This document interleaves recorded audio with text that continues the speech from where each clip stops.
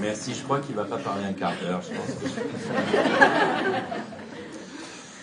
Alors, très particulier d'aborder ce sujet en début de session, douleur et VIH, mais si sur le plan scientifique, c'est évident que je ne vais pas vous apporter de connaissances que vous n'avez déjà, il me semble que douleur et VIH et vulnérabilité, voilà vraiment un sujet qui nous préoccupe depuis une quinzaine d'années environ.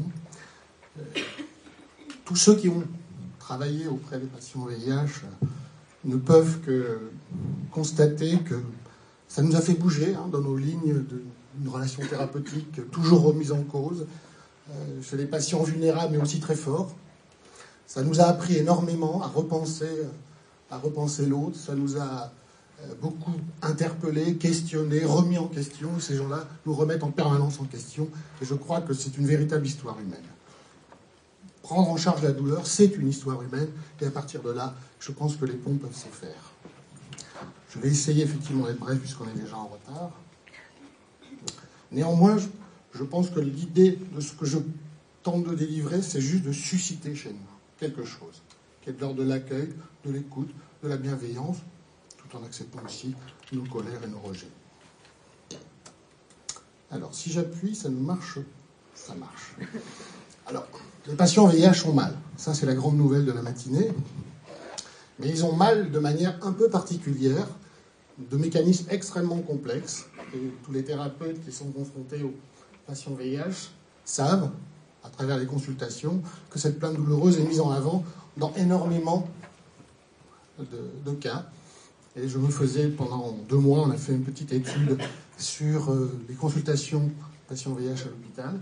Et la plainte douloureuse revient dans 70 à 80% des consultations.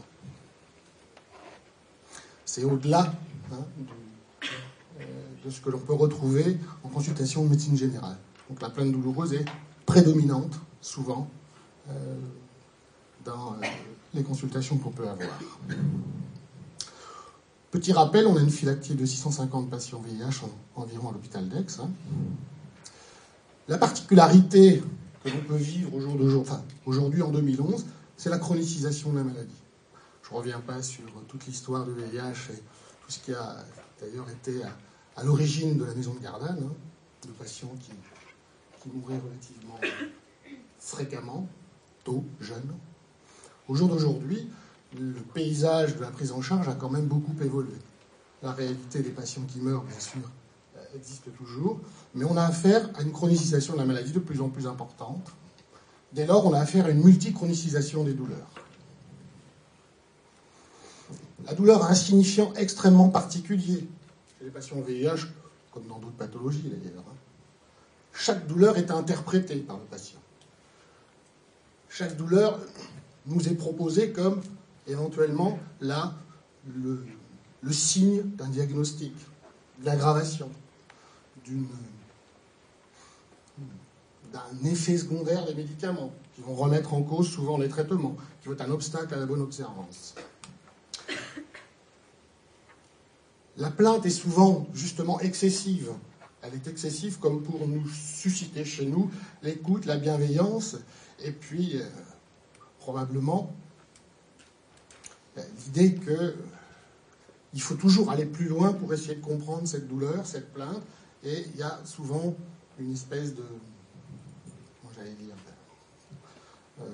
mise en place d'examens de plus en plus nombreux.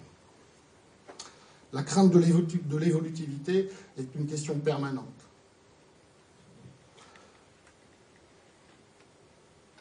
Les patients sont souvent en mal d'information, dans le sens où ils ont énormément d'informations. Donc ils viennent souvent nous voir avec des réponses toutes faites à leur douleur, qu'ils ont lues sur les sites, qu'ils ont des informations, qu'ils ont échangées avec d'autres patients, etc., etc. Donc souvent, la plainte douloureuse nous est proposée, la cause de cette plainte nous est également proposée. Les douleurs sont très évolutives dans le temps, en fonction de l'évolution de la biologie, en fonction de l'évolution de l'âge, en fonction de l'évolution des traitements. Donc le contexte global est plus que jamais essentiel à comprendre et à analyser. L'histoire de ce patient, l'histoire de la maladie, l'histoire des thérapeutiques, etc. Cette douleur, elle est d'autant plus à prendre en compte qu'elle peut être un obstacle effectivement à la bonne observance et qu'elle est souvent l'argument qui est avancé pour arrêter les traitements. On verra un peu quels sont ces types de douleurs. La douleur du patient VIH a-t-elle une spécificité? La spécificité vient peut-être d'une histoire de vie qui peut être un peu particulière. Ce sont souvent des sujets jeunes qui sont confrontés, ou qui étaient davantage confrontés, mais qui le sont encore à la finitude annoncée. Un parcours de vie plus ou moins long, où la mort s'inscrit en présence constante. Des singularités sociologiques qui créent le rejet autant que les solidarités. On peut voir là des distorsions de la relation sociale, des distorsions de la relation affective, des morts symboliques qui sont activées par les successions de pertes, la santé, l'image de soi, la dépréciation sociale, la sexualité. Toutes ces souffrances qui vont à l'origine, qui peuvent générer des plaintes douloureuses. La souffrance est souvent aussi l'écho de la stigmatisation. Les causes infectieuses multiples, je ne vais pas faire là la liste de toutes les infections possibles, mais on est toujours dans cette situation face à un plainte qui nous est proposée, de ne pas passer à côté d'eux tant les causes possibles existent. Tant les situations sont complexes et demandent souvent de multiples examens, etc., etc. Les causes iatrogènes sont vraiment quelque chose de très présent chez les patients VIH, tant c'est malheureusement, l'efficacité, heureusement l'efficacité des traitements, mais aussi tous les effets secondaires qui leur sont attachés. Les neuropathies périphériques, les douleurs digestives, les céphalées, etc., etc. Et qui peuvent être, à un moment donné, un véritable obstacle à la bonne observance. Les mécanismes de la douleur, on le verra un tout petit peu après plus loin, sont complexes face à des patients qui ont des parcours de toxicomanie et qui ont modifié toutes les voies neurophysiologiques. On est souvent confronté à des comorbidités qui sont un peu inflationnistes. Les problèmes digestifs, les problèmes osseux, les problèmes ORL, etc., etc. Souvent, les plaintes douloureuses sont multi-organiques. On parlera un tout petit peu de la toxicomanie, qui vient là faire effraction. Et souvent, nous pose énormément de questions, de difficultés quant au traitement des douleurs. J'ai mal partout. Bon, je pense que c'est une diapo qui se passerait bien le commentaire, mais les douleurs abdominales, les douleurs thoraciques, les manifestations rhumatologiques, les douleurs oropharyngées, les douleurs neurologiques, les atteintes du système nerveux périphérique. Il faut vraiment entendre qu'on a souvent l'association, ce que j'évoquais comme inflationniste tout à l'heure, l'association de plusieurs de ces types de douleurs, soit iatrogènes, soit infectieuses, soit. Et souvent, on retrouve comme ça de multiples plaintes qui font qu'on est souvent en difficulté pour tenter de trouver des thérapeutiques appropriées, des causes identifiables, et parfois, sur le plan thérapeutique, on est obligé d'être dans des essais thérapeutiques, de modification de traitement, etc., etc., sans qu'on ait véritablement souvent la certitude de l'efficacité de ce qu'on propose. Ensuite, un certain nombre de ces douleurs, finalement, vont devenir rémanents, en dehors même de la présence de tel ou tel produit qui aurait pu être à l'origine de telle ou telle douleur. Même si on enlève les produits, les douleurs vont persister, notamment sur le plan neurologique. La physiopathologie, on ne va pas revenir dessus, vous la connaissez aussi bien que moi. La classification habituelle, on se sert finalement des outils qui nous sont proposés depuis des années. On n'a rien inventé de plus. Les schémas thérapeutiques sont relativement classiques et habituels, tout en étant bien sûr vigilants sur les interactions qui sont pour autant nombreuses. La technique d'écloration qu'on utilise relativement fréquemment face à des demandes ou des récurrences de plaintes douloureuses.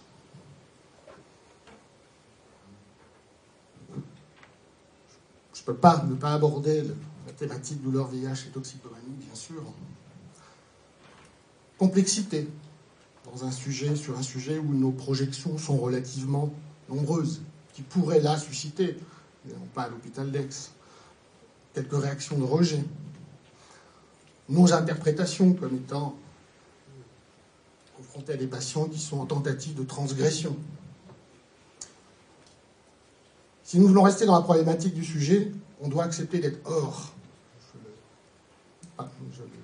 J'en parlais il y a un mois dans un autre congrès, hors nomenclature, hors AMM, et sûrement hors normes dans le traitement des douleurs de ces patients-là. Il est rare de trouver des protocoles d'ailleurs validés concernant la prise en charge. Il faut que je revienne en arrière, je ne sais pas comment on fait. La flèche, voilà. Difficile de trouver des protocoles validés pour traiter les douleurs des patients qui ont un passé ou un présent de toxicomanie. La neutralité bienveillante, bien sûr, c'est peut-être déjà cette première approche dans laquelle on doit tenter d'être, ce qui n'est pas toujours facile. Travailler sur nos projections, c'est la problématique de ces pathologies-là, les projections, nos peurs, nos jugements, nos craintes, tout ce qui nous habite et qui est bien normal. La question du travail que l'on peut faire dessus. Ce sont souvent des patients discrédités qui deviennent discréditants sur le monde des soignants. L'approche multimodale, je ne vais pas revenir là-dessus, sur ces techniques, en tout cas médicamenteuses, qui consistent à utiliser plusieurs produits. La complexité neurophysiologique, je l'évoquais tout à l'heure, qui va être modifiée par la chronicité de la consommation des produits. Ce qui fait qu'on doit parfois sortir de nos schémas thérapeutiques classiques et habituels. L'important, probablement, est l'interdisciplinarité avec les équipes soignantes, les personnes ressources, les psychiatres et autres, pour tenter de trouver, d'optimiser les traitements face à des patients substitués par la méthadone, etc. etc. On ne va pas revenir, ce n'est pas le sujet aujourd'hui, des interactions, des précautions à prendre, etc. Mais on va être de toute façon, à l'évidence, en permanence confronté à des situations dont la réponse ne se trouve pas dans les livres. Donc on va s'adapter. À Gardanne, pour les patients en fin de vie, 3 minutes. J'ai dépassé 3 minutes. Je suis augmenté 30%, c'est ça? En conclusion, monsieur Lapiana, il est pour nous évident qu'il n'y a pas d'obstacle à une prise en charge de qualité. Là, je ne peux que me faire l'écho du travail que l'on peut faire en partenariat à l'hôpital d'Aix avec tous les services, et j'avoue que j'aurais une mauvaise grâce à ne pas reconnaître la qualité du partenariat qui est effectué ici avec tous les services, les urgences, le service de chirurgie, la gastro, le service douleur. On est vraiment dans des temps où on arrive à partager autour de ces patients-là, les problématiques sont posées, les questions sont entendues, et il y a une vraie réflexion qui peut se faire quand on est confronté à la nécessité de traiter un patient douloureux VIH. J'avoue qu'on rencontre très peu de difficultés. Ça nécessite une connaissance de la pathologie.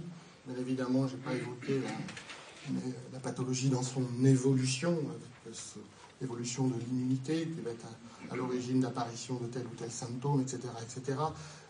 La connaissance des thérapeutiques utilisées dans le cas du VIH, pour toutes ces problématiques d'interaction, mais ça, on travaille en partenariat. Le partenariat avec les équipes ressources, bien évidemment, toute l'équipe PSIH, l'équipe de la douleur, la maison de Gardanne, tous les services organiques, on va dire. Et puis la prise en compte des singularités, qui sont quand même des parcours riches en stigmatisation, et je crois que c'est important. Ça ne peut que nous re-questionner, nous enrichir. Donc ni maltraitance, le rejet, ni la maltraitance, l'ignorance. Je pense que si j'avais 2 maîtres mots à vous proposer, ça serait cela. Une petite conclusion, c'est bien. La rencontre à laquelle nous sommes conviés auprès de ces personnes contribue grandement à nous faire progresser. Les difficultés de prise en charge auxquelles ils nous soumettent parfois ne doivent pas être l'occasion d'un renoncement, mais au contraire d'une équité, d'un respect et d'un accueil, ne pouvant que contribuer à revaloriser la personne malade à ses propres yeux et à lui redonner cette estime de lui-même que l'histoire et la maladie avaient pu réduire. La rencontre de cet autre, souvent très éloigné de nos environnements psychosociaux, nous entraîne immanquablement vers la recherche exigeante d'une parole vraie. Merci.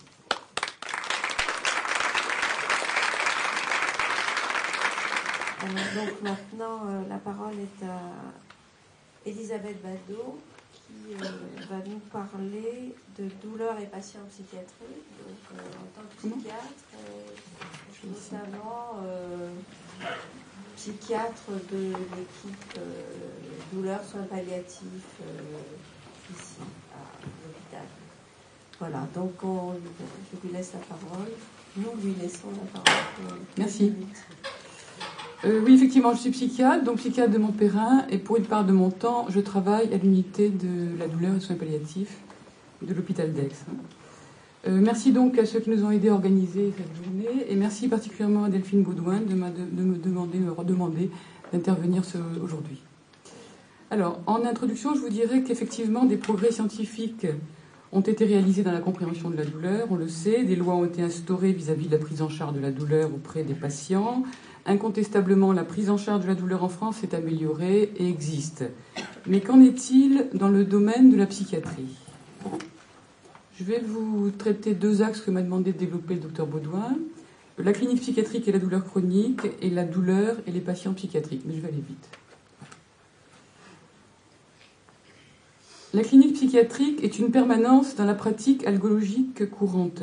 Plus de la moitié des douloureux chroniques présentent une symptomatologie psychiatrique associée, qu'elle soit secondaire à la douleur organique, c'est ce qu'on appelait la douleur cum materia, soit primum movens, c'est-à-dire sans substratum organique. C'était auparavant comme on voyait les choses. Mais ce découpage est artificiel et inapproprié. Quel que soit son mécanisme initiateur, somatique, neurologique ou psychologique, la douleur constitue, dans tous les cas, une expérience subjective, un phénomène central, modulé par des apprentissages antérieurs, des motivations actuelles, des anticipations. La douleur est au confluent d'une sommation de problèmes. D'ordre somatique, c'est la maladie, la lésion, voire l'épine irritative. D'ordre psychologique, la personnalité du sujet, son histoire, sa culture. D'ordre événementiel, ce qui déstabilise le sujet, si ses défenses psychiques sont débordées. D'ordre environnemental, facteurs d'ambiance, dimension relationnelle, au niveau familial, social et professionnel. Les principaux syndromes que nous rencontrons donc en unité de la douleur et pour les douloureux chroniques sont la dépression, l'anxiété, la somatisation, l'abus de substances. La dépression, c'est l'entité la plus fréquemment évoquée. On dit qu'il y a plus de 50% des patients douloureux chroniques qui ont des problèmes dépressifs. L'anxiété serait encore plus développée, puisque l'épidémiologie indique que la comorbidité anxiété-douleur chronique existe, quelle que soit la douleur. C'est les travaux de Serra. L'association étant sous-estimée. La somatisation, donc l'expression somatique de difficultés psychologiques, je ne vous le développe pas, dominée par l'hystérie, l'hypocondrie et la maladie psychosomatique. L'abus de substances, enfin, est parfois associé, beaucoup plus souvent redouté et toujours délicat à gérer. Les opioïdes ne sont pas les seuls en cause. Les anti-inflammatoires, les benzodiazépines, les psychotropes, la poursuite prolongée des médicaments sont autant de problèmes qui interrogent la médecine, et en particulier la puissance thérapeutique de la médecine, qui interrogent les risques iatrogènes, les demandes variables, parfois contradictoires, de l'individu malade et de la société.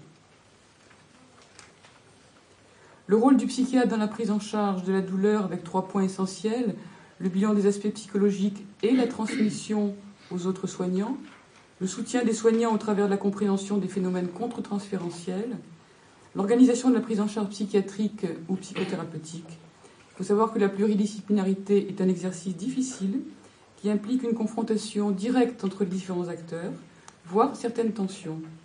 Cependant, elle aboutira toujours par la compréhension des différents points de vue à un enrichissement mutuel. Qu'en est-il maintenant de la douleur des patients souffrant de pathologies psychiatriques ? La douleur en santé mentale a été longtemps négligée, voire même ignorée, du fait de nombreuses croyances.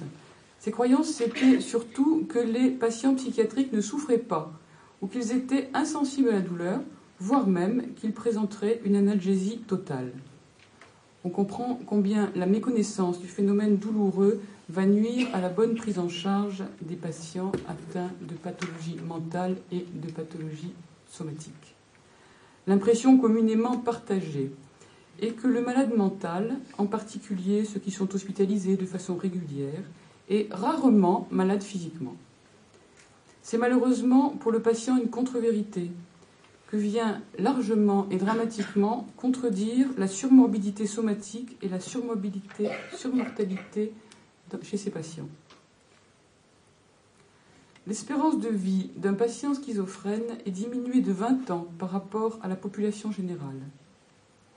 La majorité des études s'accordent pour conclure à une surmortalité et à une mortalité prématurée parmi les patients atteints de pathologies mentales sévères. Le taux de mortalité, toutes causes confondues, est 4 à 5 fois plus élevé que pour la population générale.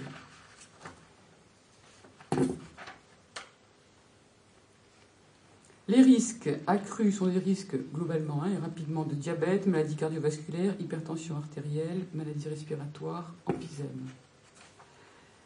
Dans les facteurs de surmorbidité, alors, il est clairement établi dans les études épidémiologiques que la maladie mentale, et plus particulièrement le trouble dépressif, le trouble bipolaire et la schizophrénie, constituent des facteurs de risque en tant que tels de diverses pathologies somatiques. On constate pour ces patients un accès moins aisé aux divers examens de dépistage et de soins. Les propositions thérapeutiques que l'on fait aux patients ne peuvent faire totalement abstraction de la présence d'un tel trouble et de son impact sur l'adhésion aux soins. Et enfin, la présence d'un trouble mental reste également un facteur de mauvais pronostic lorsqu'une pathologie somatique s'est déclarée. Quels sont les facteurs en cause ? Il y en a beaucoup. Bien entendu, on pense toujours aux facteurs individuels, la maladie, le patient, la difficulté de prendre soin de soi, les difficultés d'adaptation, la négligence. Mais enfin, il n'y a pas que ça. Il y a aussi l'entourage du patient dans ces maladies longues, chroniques, qui est souvent épuisé par les difficultés de la prise en charge psychiatrique, épuisé par le fait de surveiller si le patient a pris son traitement, s'il est toujours suivi, enfin tout ce qui fait la difficulté d'accompagner un patient qui a une maladie psychiatrique sévère, et qui a du mal parfois à percevoir les changements sur le plan somatique et à percevoir la possibilité d'une maladie somatique. Et les équipes soignantes aussi, qui sont victimes de la représentation sociale du malade mental, qui est souvent perçu comme moins fiable, plus fragile, qui va poser problème, qui ne comprendra peut-être pas bien les explications qui sont données, qui risquera de mettre à mal la continuité des soins. Et puis aussi les psychiatres, les médecins, les psychologues. Pendant longtemps, il y a eu l'illusion d'un effet paradoxalement protecteur de la maladie mentale quant à la possibilité d'une maladie somatique. C'est ce qu'on a longtemps cru. La douleur maintenant, ce qui était connu. Ce qui était connu, c'est que les patients schizophrènes semblent avoir un trouble de la sensibilité à la douleur. Ça, on a toujours connu. C'est un phénomène qui a été observé depuis les premières descriptions cliniques des schizophrénies, mais qui est resté mal connu dans ses mécanismes. Le vécu subjectif de la douleur dans la psychose, les perceptions, les sensations peuvent être altérées, voire même complètement supprimées. Des patients mutilent certaines parties de leur corps sans douleur apparente, ou encore utilisent des sources d'excitation sensorielle pour lutter contre des angoisses qui les terrifient, s'enfoncer un objet pointu, s'aveugler au soleil. Inversement, certains patients schizophrènes peuvent halluciner des expériences terrifiantes, créer hallucinatoirement des douleurs très intenses contre lesquelles ils essaient de lutter. On comprend que ce soit difficile à entendre, ces douleurs. Alors, la diminution de la réactivité à la douleur a été étudiée, analysée, en particulier Marchand, en 1959, j'ai trouvé que c'était intéressant. Il avait fait une étude sur la douleur comme plainte fonctionnelle initiale. Donc, dans l'ulcère gastrique perforé, la première chose, ça va être cette plainte-là, l'appendicite aiguë, l'infarctus du myocarde. Et dans les pourcentages, voilà ce qu'ils trouvent. Donc, l'ulcère gastrique perforé, 95% des patients ont une plainte fonctionnelle initiale. Chez les patients atteints de schizophrénie, 37% seulement.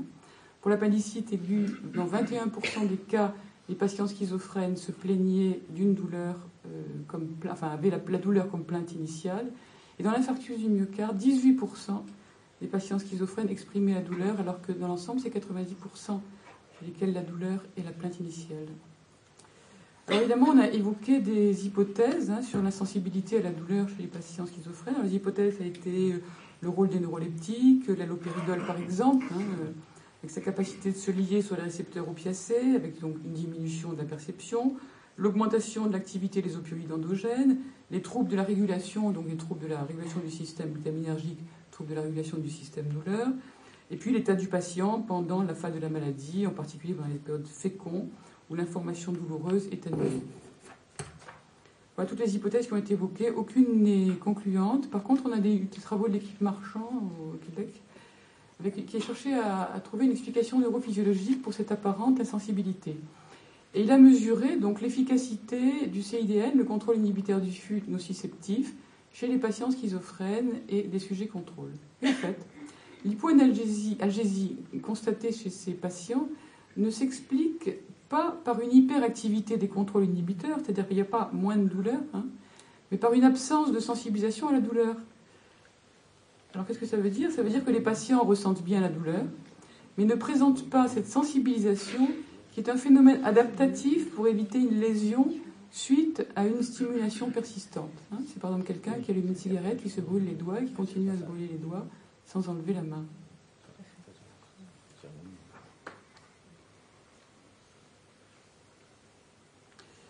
La perception, donc l'expression de la douleur est particulière. Il y a parfois un déni de la douleur. Les patients donc ressentent la douleur, mais ne réagissent pas, ne l'expriment pas, ou l'expriment d'une manière que peut-être on ne comprend pas.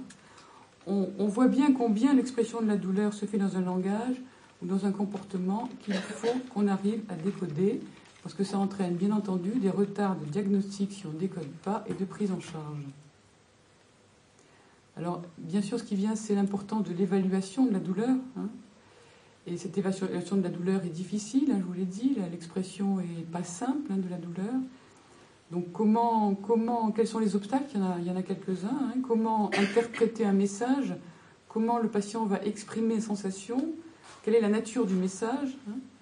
Est-ce qu'on a la volonté d'écoute du patient qui souffre ? C'est une question. Est-ce qu'on a la volonté d'observer ce patient ?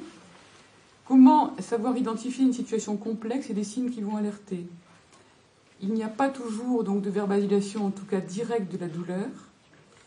Il va falloir que l'équipe soignante et les médecins reconnaissent donc que c'est la plainte au travers de ce qui est dit.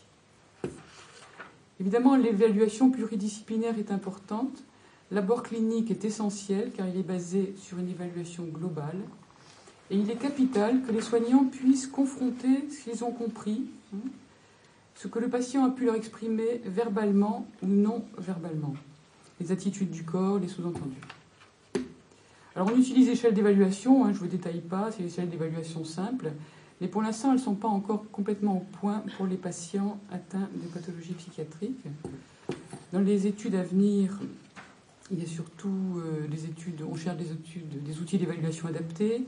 Il y a un travail qui se fait sur les manifestations douloureuses chez les patients psychotiques qui est en cours. Un travail aussi sur les interactions entre antalgiques et psychotropes. Il y a un travail aussi sur la diffusion et l'évaluation de l'entretien douleur en psychiatrie. Et surtout, pour développer ces outils sur le plan institutionnel, il y a bien sûr la présence des CLUD, en particulier en santé mentale. Le CLUD paraît l'instance appropriée, c'est une instance de réflexion, d'organisation des soins. Il organise la sensibilisation, la formation des personnels et propose des stratégies d'action donc pour la prise en charge de la douleur. N'oublions pas que le CLUD est explicitement désigné dans le cadre de la certification B10 et que tout établissement doit le respecter. En conclusion, pour l'amélioration de la réponse à l'ensemble des troubles somatiques et à la douleur présentée par les patients atteints de pathologies psychiatriques, population vulnérable s'il en est, il est essentiel de pouvoir se compléter, s'épauler, échanger entre spécialistes, médecins traitants, infirmières, assistantes sociales, psychiatres de liaison, psychiatres référents habituels, etc., etc. La douleur en santé mentale, on en parle maintenant comme d'un défi, un défi à relever pour tous nos patients. Défi qui doit être relevé par les soignants directement et puis par nos institutions. Merci.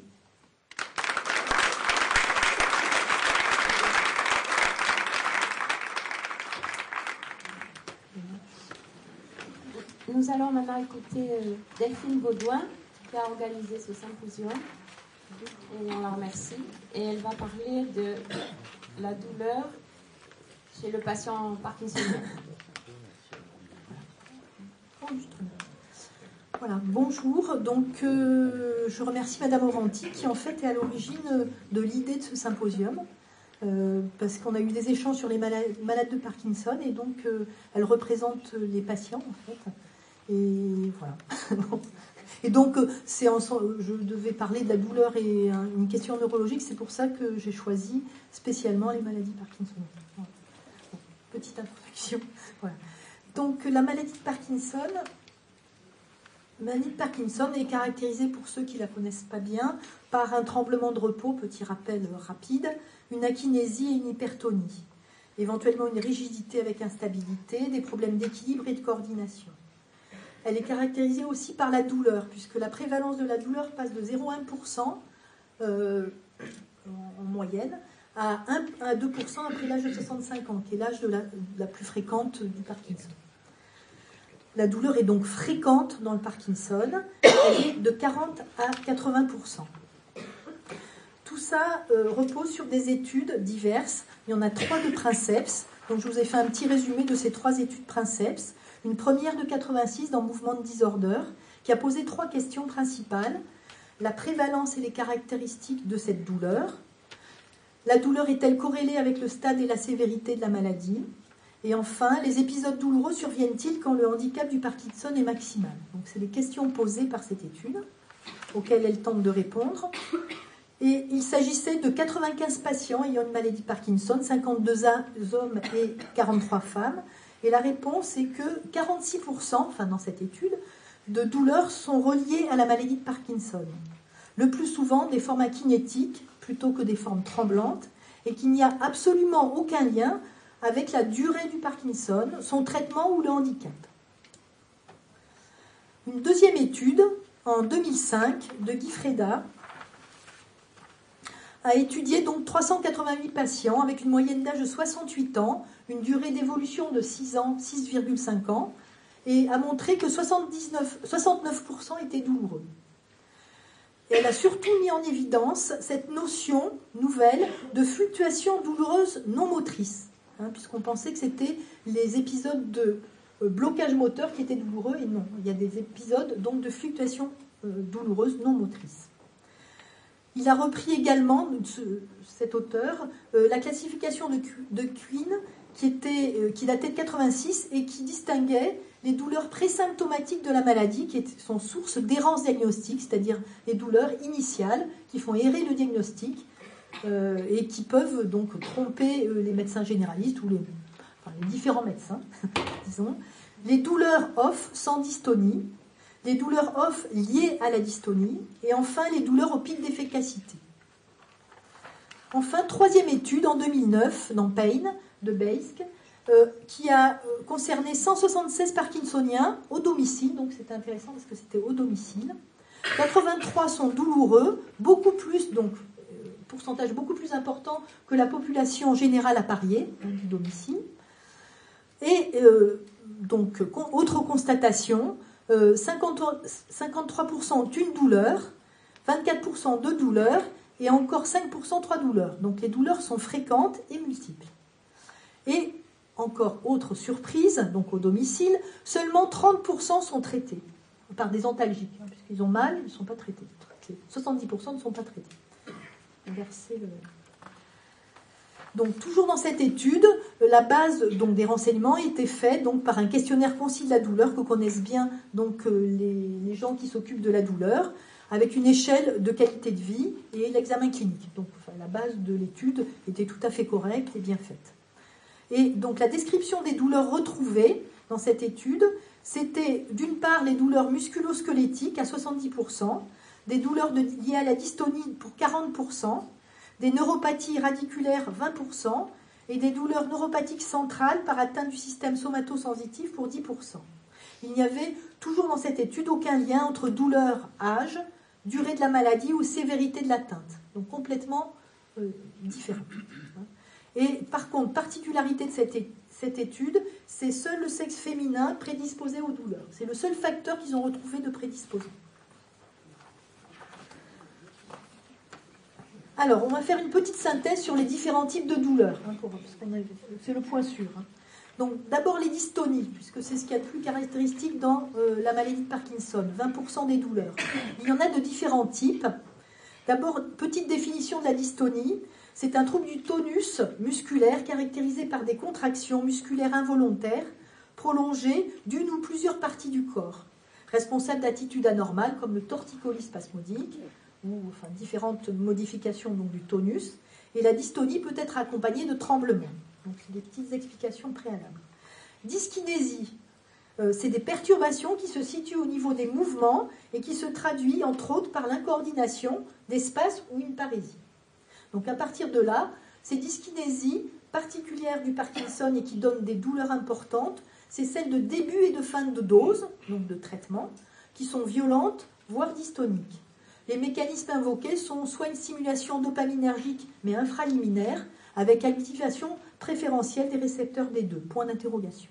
Le mécanisme se place au niveau dopaminergique, et c'est toujours un taux de dopaminergique bas. Donc on va, au niveau de la prise en charge médicamenteuse, utiliser, d'une part, si elles sont localisées, la toxine botulinique, ce qui est une bonne thérapeutique, et dans d'autres cas, ça va être d'utiliser des formes retards de la L-Dopa ou le stylo d'apomorphine. Et enfin, Quinn, donc, dont je vous ai parlé tout à l'heure, a proposé le lithium dans la dystonie douloureuse. Et enfin, dernière thérapeutique, donc toujours dans les degrés de lourdeur thérapeutique, la neurostimulation cérébrale peut être utilisée. Les plus classiques, donc les autres, qui sont un peu mieux connus, la douleur musculo-squelettique atteint 70%, donc pour 70% des douleurs.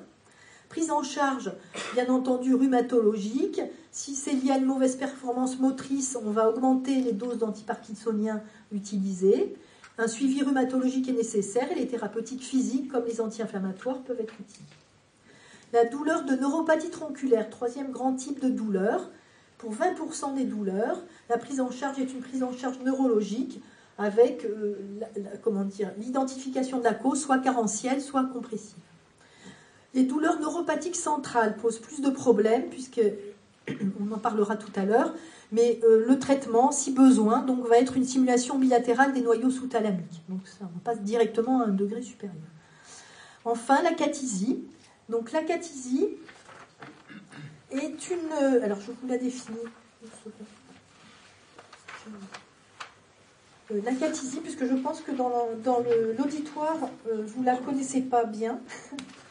Donc, c'est un blocage qui fait que les gens sont obligés de bouger. Je synthétise. Donc, c'est une douleur qui amène à bouger. La prise en charge, donc, ça va être la lévodopa, les agonistes dopaminergiques et les opioïdes. On va pouvoir utiliser et qui vont être efficaces. Enfin, donc une grande diapo là-dessus, c'est douleur et dépression dans le Parkinson. Bien entendu, les antidépresseurs peuvent être efficaces et surtout vont diminuer la douleur. Donc la douleur va être augmentée dans le cas de la dépression du Parkinson.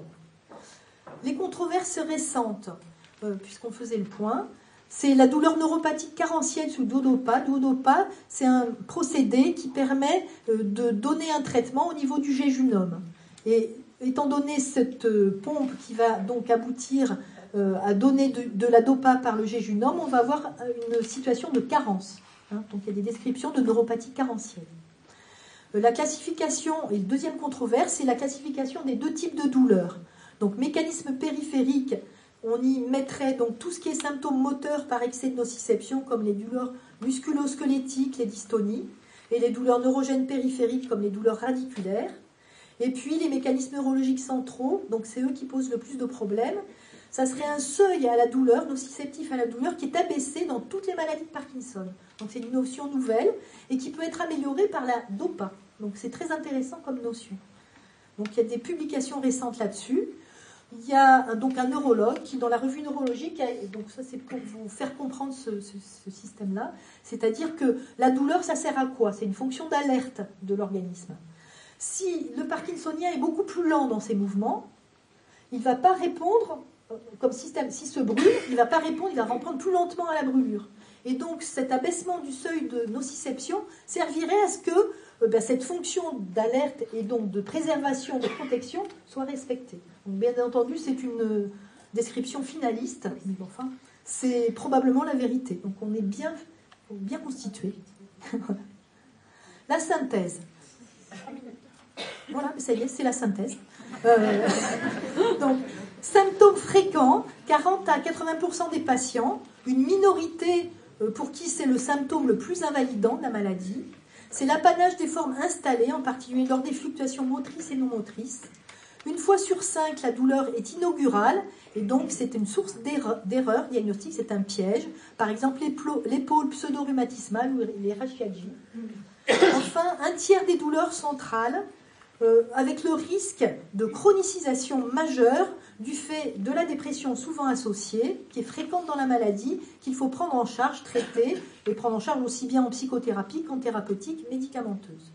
Et enfin, dernier élément, donc ça c'est une piste tout à fait nouvelle, dont Madame Oranti tout à l'heure dans les discussions pourra un peu mieux parler, c'est la piste de la prise en charge thérapeutique non médicamenteuse par des thérapeutiques donc on va dire physiques, comme la conidance, qui font intervenir donc les mouvements et l'intellect. Voilà, j'ai fini. Donc avec la vidéo.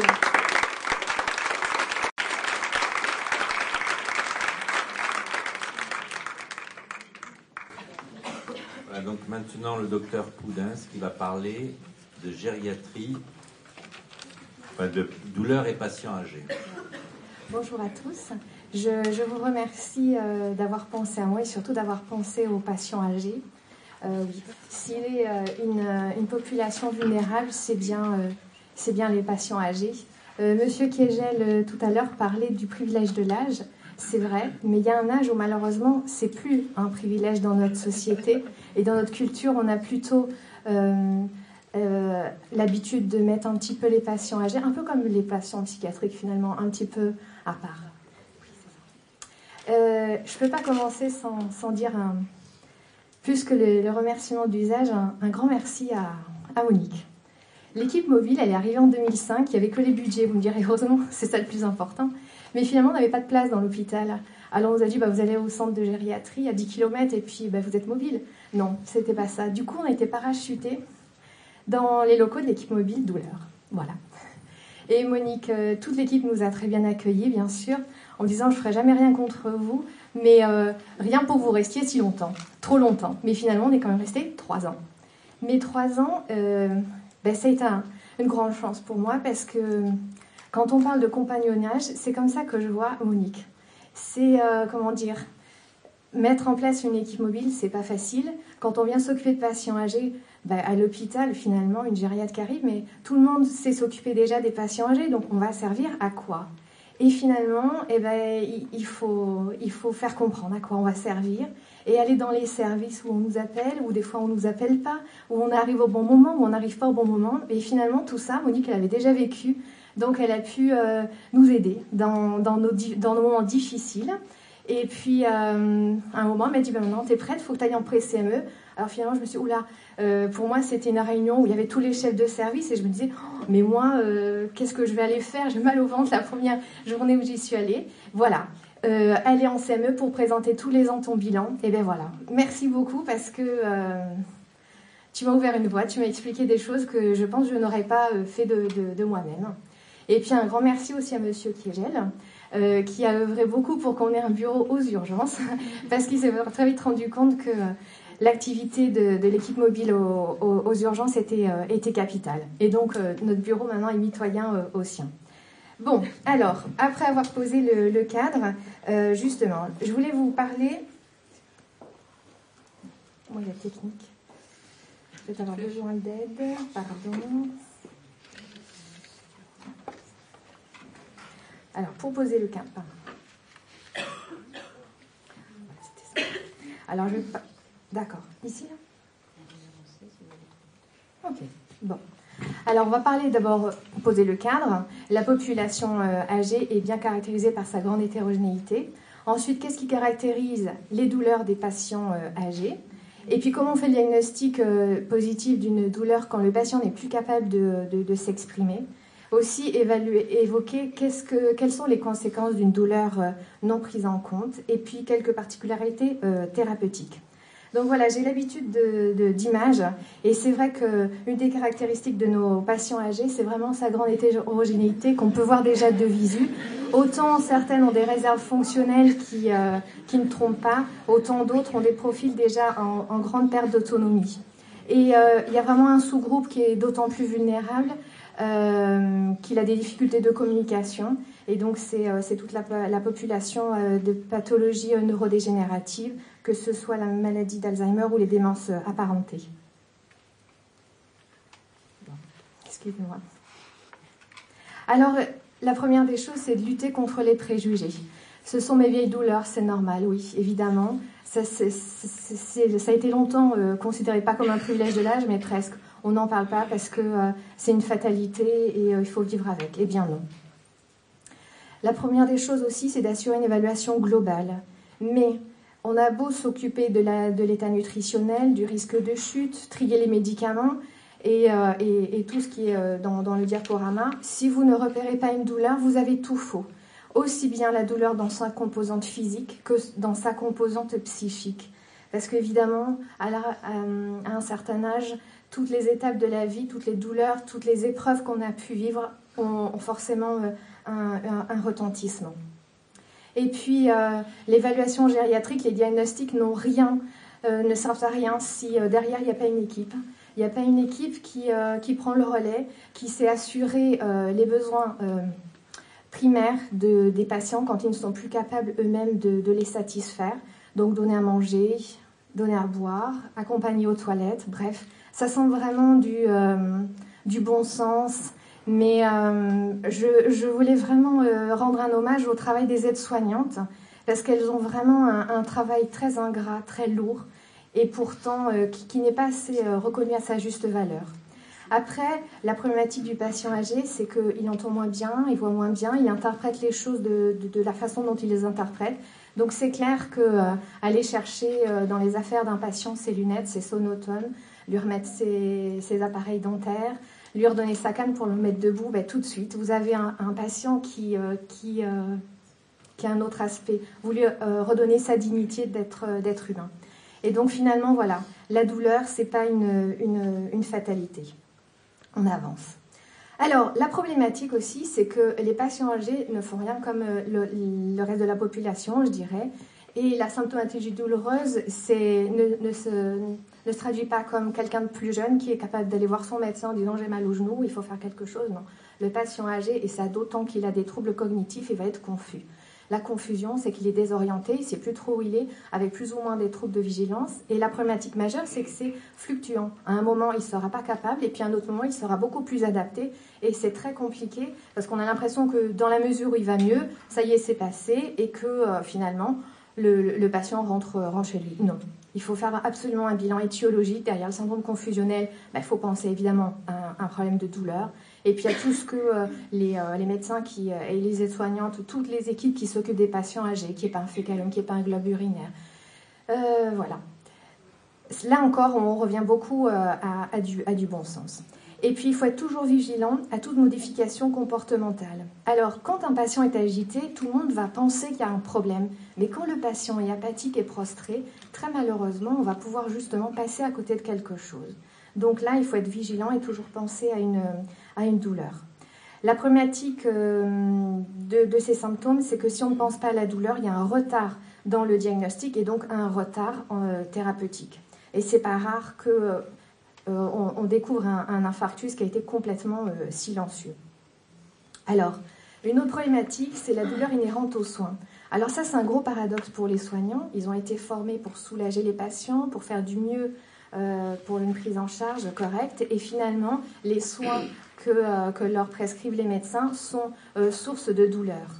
Donc, dans ces cas-là, il faut absolument que les médecins anticipent avec des prescriptions dentalgiques avant les soins, et que si ce n'est pas fait, ce sont aux soignants d'avoir un rôle de sonnette en disant « Non, moi je ne refais pas ce pansement d'escar si demain il n'y a pas un traitement adapté ».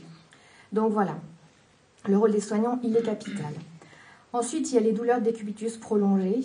Bon, et bien là, c'est ce que j'appellerais le cocooning gériatrique, un matelas anti-escar, des changements de position, des coussins de position. Une douleur qui est moins connue, mais qui est très très fréquente chez le sujet âgé, c'est la douleur post-ostérienne. Donc c'est une douleur neuropathique, donc on mettra le traitement qui agira sur la voie neurogène. Douleur et dépression, oui. Ça semble un peu évident ce que je vais dire, mais il faut y penser au quotidien, de par leur histoire de vie. Et puis alors la notion de syndrome de glissement, qui est un mot utilisé à tort et à travers. On dit, oui, il est en train de glisser parce qu'il a fait une chute en perte d'autonomie. Non, le syndrome de glissement, c'est vraiment une dépression gravissime où le patient est recroquevillé en position fétale, ne mange plus, en refus de tout. C'est une situation très, très grave. Alors, comment fait-on chez les patients qui ont des troubles de communication verbale, qui ne sauront pas vous dire « j'ai mal ». Alors, d'abord, c'est un travail d'équipe. Souvent, ce sont les aides-soignantes en maison de retraite ou en établissement qui voient le plus longtemps les patients et qui seront à même de relayer les informations auprès des infirmières et des médecins. Donc, le travail d'équipe, c'est la chose la plus importante. Une hétéroévaluation, c'est avoir des outils avec des échelles différentes pour aider l'équipe à repérer et à diagnostiquer une douleur. Bien sûr, il y a plusieurs échelles. Là, je vous ai mis la Dolo+, le CPA. Là, l'avantage, c'est avant les soins et l'observation après les soins. Bon, il n'y a pas une échelle qu'il faut utiliser. Il faut utiliser l'échelle pour laquelle l'équipe est formée et celle qui convient le plus. Ce n'est pas un travail de plus d'écriture à faire, c'est vraiment une évaluation très, très importante. Et puis maintenant, il y a tout un programme de formation pour les soignants en maison de retraite qui s'appelle le kit Mobiqual, avec notamment la douleur. Alors, les conséquences d'une douleur non soulagée, ça va très loin, très vite, surtout d'autant que les patients sont hospitalisés. Tout commence par une douleur qui physique, se chronicise, devient morale, et le patient ne mange plus. Une dénutrition s'installe rapidement, avec une sarcopénie, c'est la fonte des muscles des membres inférieurs. Qui dit sarcopénie dit chute quand on se lève. La chute, au minimum, vous avez un syndrome post-chute, le patient qui part en arrière quand vous le mettez debout. C'est une urgence de prise en charge kiné, parce que sinon le patient va se grabatiser tellement il a peur de rechuter. Au pire, il y a une fracture, il va y avoir une anesthésie. Et là, ça peut vite tourner au drame, pas par l'anesthésie, mais par justement la prise en compte de la douleur en post-opératoire, qui est capitale. Souvent, les patients n'ayant aucune réserve deviennent très vite gravataires, des escarres, et puis la douleur. Et puis, vous voyez, tout s'auto-entretient et ça va très vite. Alors, quelques mots sur les particularités thérapeutiques. Donc, pas d'anti-inflammatoire chez le sujet âgé, c'est trop d'hiatrogénie, trop de risque de saignement au niveau gastrique, et d'autant que les patients sont souvent insuffisants rénaux. Attention au tramadol qui a un gros rôle confusiogène avec l'âge. L'utilisation finalement de la morphine est très importante, en préférant l'oxynam qui a une meilleure tolérance et en faisant une titration, c'est-à-dire qu'on commence par des petites doses. Moi j'aime bien la voie sous-cutanée parce que c'est facile d'abord et puis on augmente progressivement en fonction de la tolérance et des résultats. Attention au patch de fentanyl, ça a l'air très facile d'utilisation parce qu'évidemment les patients âgés ils déglutissent pas souvent bien, ils ont déjà beaucoup de médicaments donc finalement ça semble bien pratique de coller un petit patch, mais même le 12 est trop dosé d'emblée pour les patients âgés. Alors, aussi quelque chose dont on parle pas assez, je pense, c'est le Néopa. Souvent, pour les soins qui sont très douloureux, c'est un gaz qu'on fait respirer aux patients et on appelle ça un gaz hilarant qui les anesthésie finalement. Ça dure le temps que les patients respirent ce gaz. Et bon, là, vous voyez, pour les soins dentaires, c'est vraiment très, très compliqué chez les patients âgés, d'autant qu'ils ont des troubles cognitifs et comportementaux. Donc, c'est une sécurité de travail et un confort. Et on l'utilise aussi beaucoup pour les soins d'escarres. Et puis enfin, la thérapie par le rire. Donc là, finalement, je rejoins un petit peu l'état d'esprit de ce symposium, d'ouvrir les thérapies, pas que sur le médicament, pas que sur la prise en soin par les équipes, mais un petit peu élargir notre vision des choses. Et puis un petit mot de biblio. Voilà.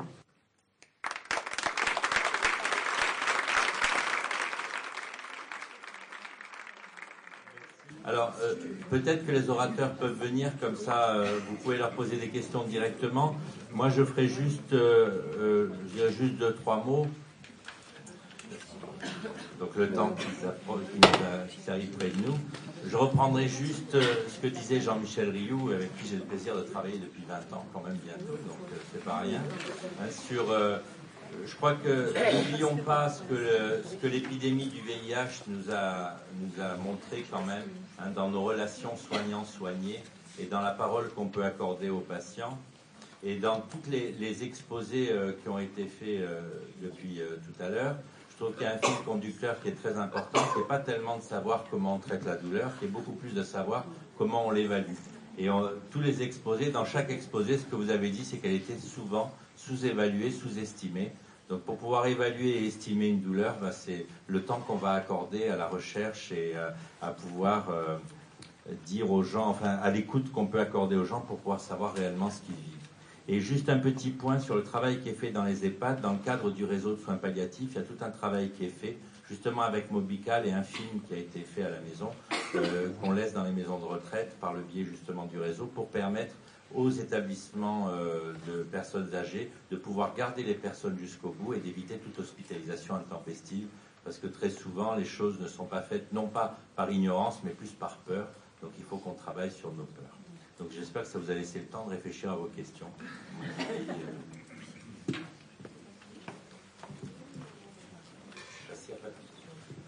Une question pour Laure. Ton exposé était magnifique. Tu n'as pas parlé d'Algo Plus pour l'évaluation. Est-ce que tu l'utilises? Est-ce que...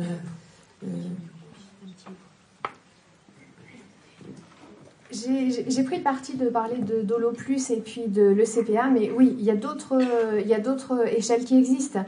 Le tout, c'est de s'approprier celle qui convient à l'équipe, que l'équipe soit bien formée, et puis que ça roule, quoi, je dirais, hein, qu'on l'utilise. Voilà. Non, parce qu'Algo Plus, c'est fait en 3 minutes, alors que Dolo Plus et ECPA, enfin, je ne sais pas, est-ce que vous l'utilisez à l'hôpital ou non? Non. Non, on est sur Dolo Plus ou sur ce que Delphine a mis en place avec l'équipe. Finalement, les soignants sont formés par les formations internes de la douleur, et c'est l'équipe de Delphine qui explique les modalités d'évaluation avec les infirmières qui expliquent comment utiliser ces échelles. Voilà. Pas une question, mais qui est aussi une réflexion. Il y avait un élément qui est très important, il me semble, dans les lieux de soins, c'est tout ce qui est le traitement des accès douloureux paroxystiques et des douleurs initiées ou générées par le soin. Bon, on nous propose un certain nombre de produits, il va sans dire que ce n'est pas si simple que ça. Aujourd'hui, la proposition thérapeutique, elle est ce qu'elle est, elle existe, il faut l'utiliser, mais elle n'est pas sans conséquences, elle n'est pas sans inconvénients. Les morphiniques, c'est quand même pas simple à utiliser, peut-être sur des sujets âgés. Les effets secondaires persistent, ils sont longs, parfois mal tolérés. On a le méopa, c'est pas simple pour tout le monde. Et je pense qu'on a vraiment un travail à faire sur, que ce soit en centre de soins palliatifs, en EHPAD, et dans tous les lieux de soins d'aigus ici à l'hôpital, pour repenser bien l'analgésie du soin, même si tant est que la réponse ne soit pas toujours si satisfaisante que ça. Mais il y a un vrai travail à faire, parce que non, ce que l'on reçoit comme difficulté, comme plainte, enfin de plainte bienveillante de la part des patients, c'est souvent cette espèce d'épuisement de ces soins douloureux qui vont de la prise de sang, qui vont de la prise de sang à des soins beaucoup plus compliqués. Et là, il y a une vraie réflexion, il me semble, à mener. Et alors, en tant que psychiatre, j'ai beaucoup apprécié l'intervention d'Elisabeth Baldo. Merci Elisabeth, vraiment c'était très, très passionnant et très intéressant. Beaucoup d'ouverture. Et ma remarque ira à Rioux, au docteur Rioux, par rapport à la prise en charge de la douleur chez le patient présentant un VIH. C'est qu'à un moment donné, comme c'est des prises en charge qui durent, donc la relation avec le patient dure longtemps, et du coup, tant mieux, très bien. Et du coup, on observe une évolution de cette modalité de relation et de la façon dont le patient va suivre le traitement ou pas en fonction de cette relation avec le thérapeute.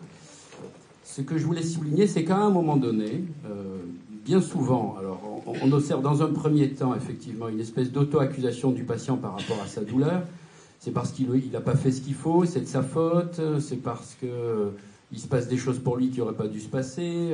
Enfin, c'est plutôt quelque chose qui a à voir de lui à lui-même, dans une espèce d'auto-accusation. Et il arrive à un moment donné où il y a une espèce de réaction thérapeutique négative dans laquelle, au moment où le médecin pense que tout devrait aller vraiment beaucoup mieux pour ce patient, le patient commence à nous faire comprendre que nous, médecins, nous ne sommes pas du tout adéquats, nous ne comprenons rien, nous ne savons pas faire. Et à ce moment-là, on passe de l'auto-accusation à l'accusation du médecin ou de la médication comme étant l'objet de sa propre douleur. Et je pense que là, il y a un moment clé, je pense qu'il ne faut surtout pas rater, c'est de se dire que, au fond, comme quand on travaille avec des ados ou comme quand on vit avec des adolescents, à un moment donné, pour être un bon parent ou un bon thérapeute, il faut être perçu comme un mauvais parent ou un mauvais thérapeute. Et c'est un moment de maturation de la relation dans laquelle le patient, à ce moment-là, projette aussi à l'extérieur cette espèce de dangerosité qu'il n'arrive pas à contrôler, à maîtriser et qui viendrait de l'intérieur. Et c'est un moment maturatif. Du coup, le thérapeute, il faut impérativement qu'il soit un petit peu au courant de ce mouvement pour pouvoir survivre à cette attaque, en quelque sorte, du cadre thérapeutique, dans la mesure où c'est par sa survivance, parce qu'il va continuer à penser ce qui se passe et à intégrer quand même le surplus de plainte du patient à ce moment-là, mais aussi tenir sans rétorsion, sans dire je supporte pas d'être perçu comme un mauvais médecin, donc au revoir, allez voir quelqu'un d'autre, l'herbe est toujours plus verte dans le champ d'à côté. Voilà. Donc c'est très fréquent ça, en plus, d'une façon générale par rapport au traitement de la douleur chronique, mais il me semblait que c'était important et intéressant d'attirer l'attention sur ces différents mouvements qui se vivent dans une relation par rapport à un patient douloureux. Bonjour, Jean-Marie Mistral, MEDEC, maison de résidence EHPAD, résidence la Côte Bleue, Mas de la Côte Bleue, pardon, à Martigues-la-Couronne. Petite question, l'Antonox, quelle est la légalité en EHPAD? Nous, on nous a refusé, le labo refuse de nous le donner sous prétexte que... Alors, il y a des nouvelles recommandations, des nouvelles AMM, je le sais depuis hier. C'est autorisé en EHPAD. Il n'y a plus l'obligation absolue d'avoir un médecin sur place, mais c'est quand même plus logique que le médecin ne soit pas très loin.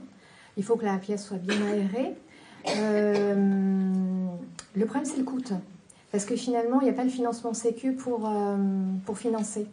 Donc je pense que les choses, elles vont avancer parce que l'idée vraiment en EHPAD, c'est de pouvoir bénéficier de cette méthode, bien sûr.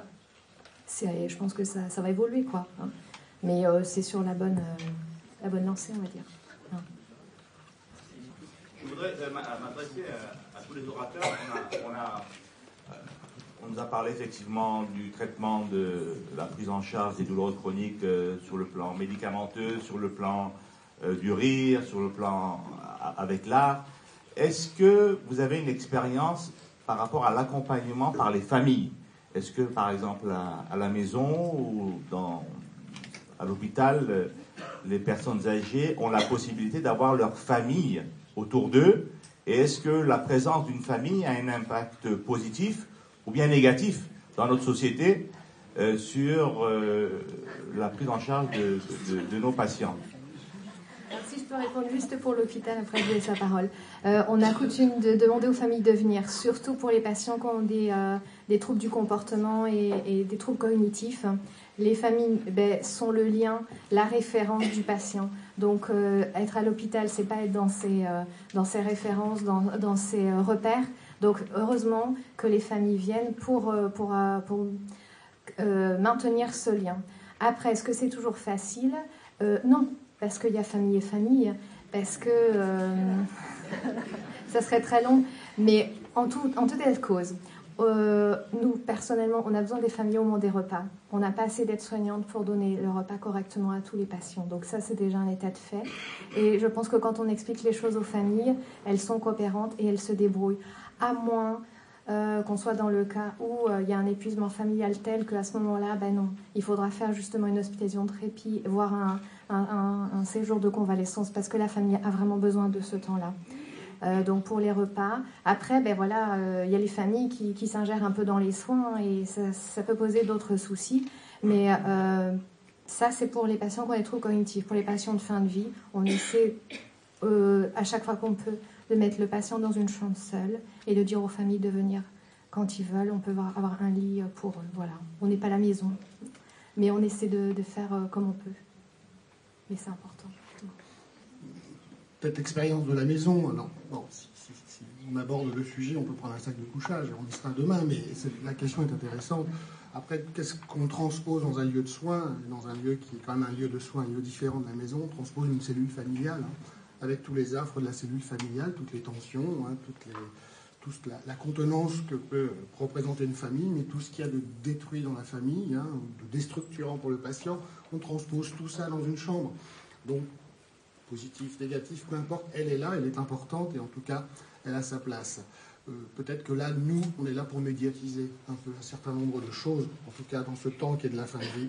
On n'est pas là pour tout réparer, bien évidemment, on n'est pas là pour avoir des projets pour l'autre. Et en tout cas, de tenter de faire que ce temps familial, si douloureux soit-il, qui est ce temps où se révèle aussi un certain nombre de choses, soit juste un temps où l'on puisse y mettre un peu d'apaisement. Je dirais que la famille est essentielle dans tous ces sens-là. Oui, moi je m'appelle Bois et je suis président d'une association qui s'appelle Groupe Parkinson Provence. Donc on a affaire à des Parkinsoniens. Une question qui se pose souvent, c'est le problème de l'hospitalisation de ces personnes-là dans des services hors neurologie. Et là, il semblerait, c'est un petit peu une question à l'intersection de la présentation de Mme Baudouin et de Mme Poudens, qui a parlé des problèmes des soins qui peuvent être aussi, qui peuvent poser des problèmes.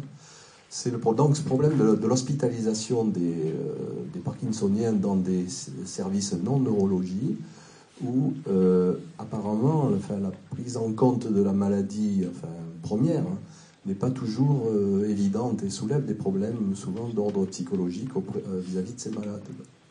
Par exemple, du fait de leur lenteur, du fait de leur incapacité à manger tout seul, etc. La prise en compte des médicaments, la prise en charge des médicaments, etc. Donc là, certains de nos malades nous révèlent des problèmes de douleur liés à cette situation-là. Douleur morale, essentiellement, bien sûr. Voilà. Alors, je voudrais répondre, effectivement, cette problématique a été soulevée au niveau de la CRUPS. La CRUPS, c'est la commission des usagers. Et nous avons fait une recommandation pour les services, qui est une aide de la part des neurologues, pour expliquer les problèmes que pose le Parkinsonien. Et on va aussi demander aux associations de Parkinson de se mettre en rapport avec nous pour essayer de monter quelque chose. Donc c'est une réflexion qui a été posée peut-être par vous déjà au niveau de la CRUPS. On a eu par vous. Et la réflexion avance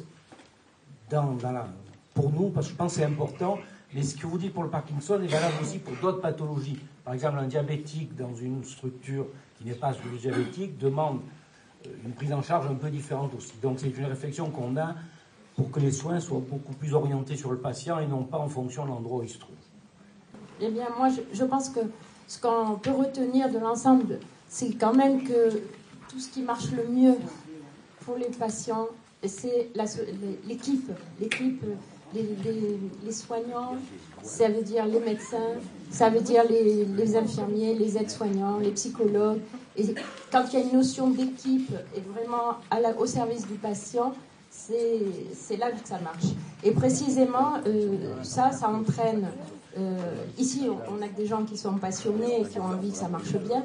Mais effectivement, je pense qu'il y a une formation, une sensibilisation au niveau des écoles ou des directions de maisons ou d'hôpitaux ou d'EHPAD.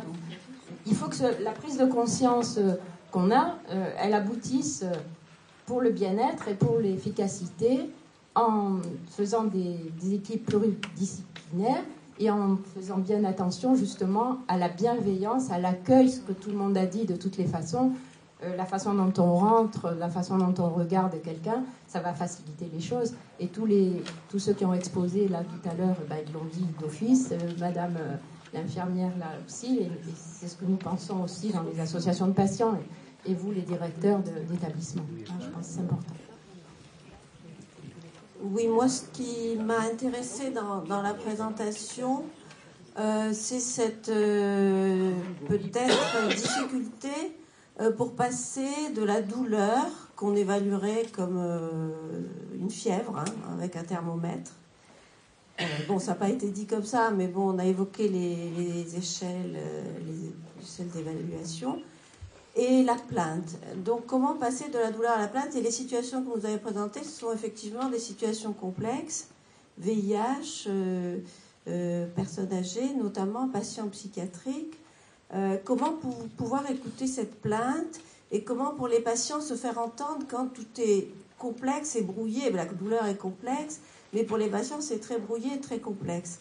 Donc ce qui signifie aussi que du côté des soignants, eh bien, il y a cette capacité à écouter, donc capacité à mettre en mots, capacité à écouter.